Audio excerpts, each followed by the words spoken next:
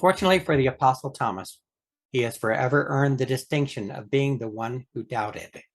By definition now, a doubting Thomas is someone who cannot and will not believe something without proof, without direct experience, without confirming for themselves the truth of the matter.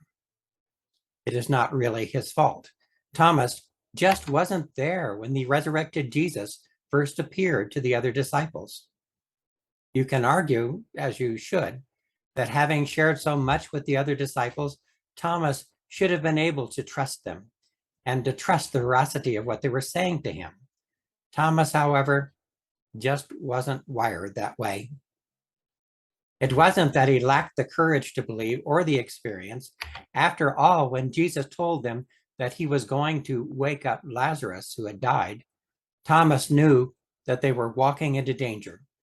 And yet still he said, "Let us also go, that we may die with him." Thomas saw a man raised from the dead, surely a sign to them of things yet to come. But still Thomas could not believe that Jesus had been raised from the dead. It was outside the realm of what was possible.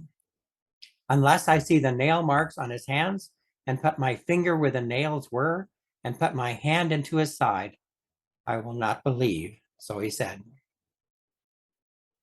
And therefore, 8 days later, Jesus appeared to them all once again, and then specifically said to a still shocked and amazed Thomas, "Put your finger here. See my hands.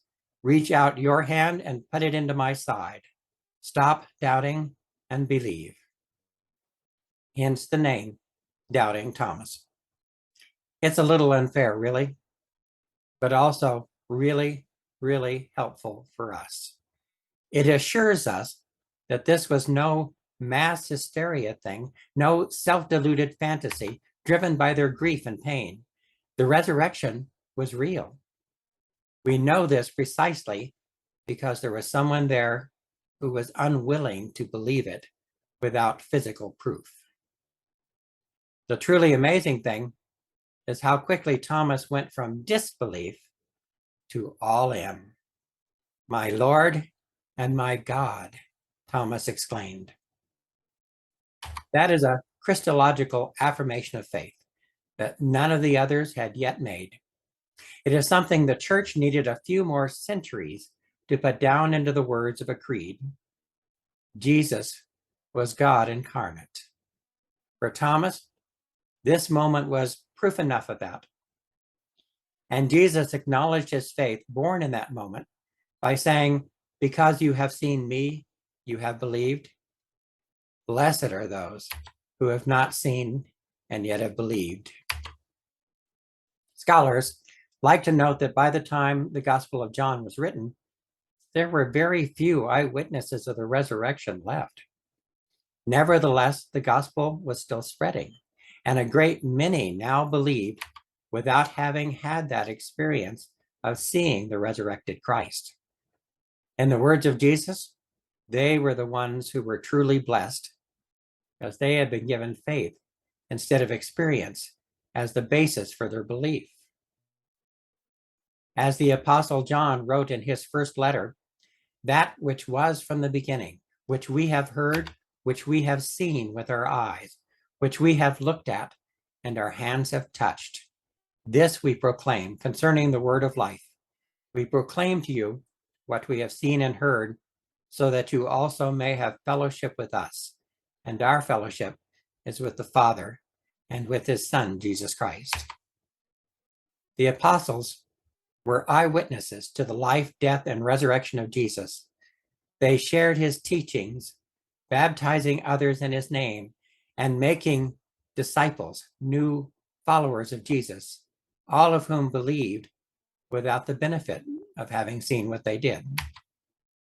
Ignatius of Antioch was one of those second-century believers who wrote, "For I know and I believe that Jesus was in the flesh, even after his resurrection. And when he came to those about Peter, he said to them, 'Take, handle me, and see that I am not a bodiless demon.' And immediately they touched him and believed.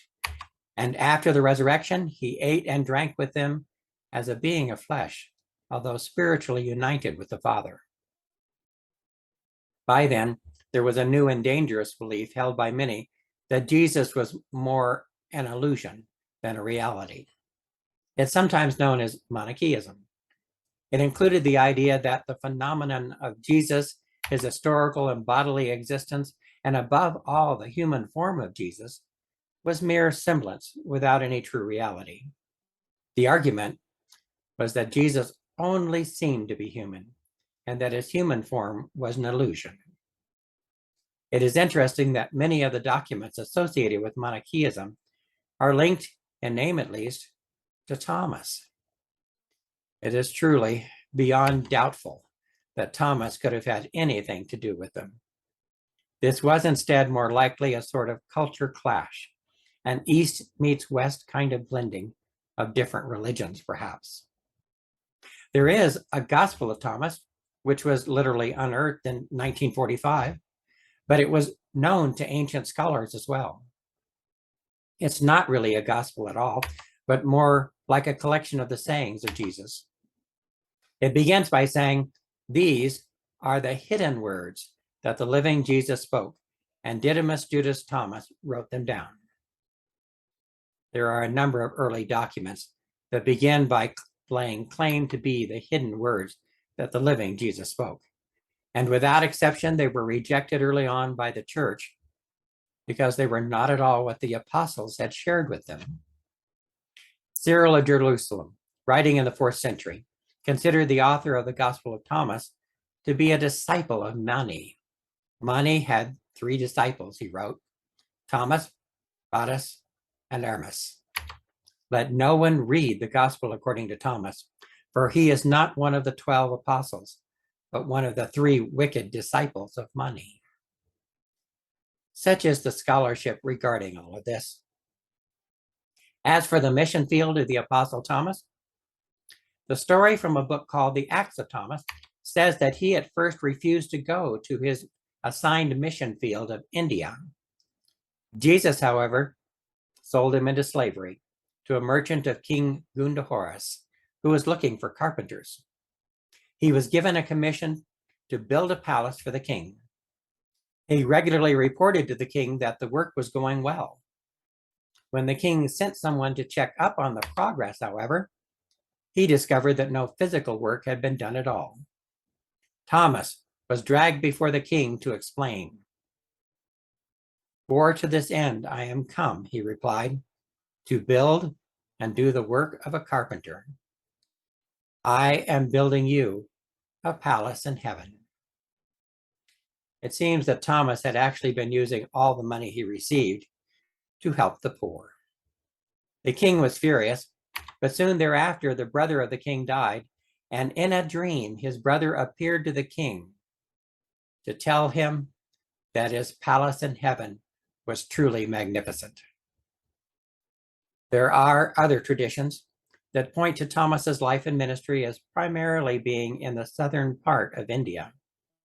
There, they like to say that their first encounter with Christianity came hundreds of years before Russia or Europe, and more than 1,500 years before Catholic priests ever set foot upon their shores.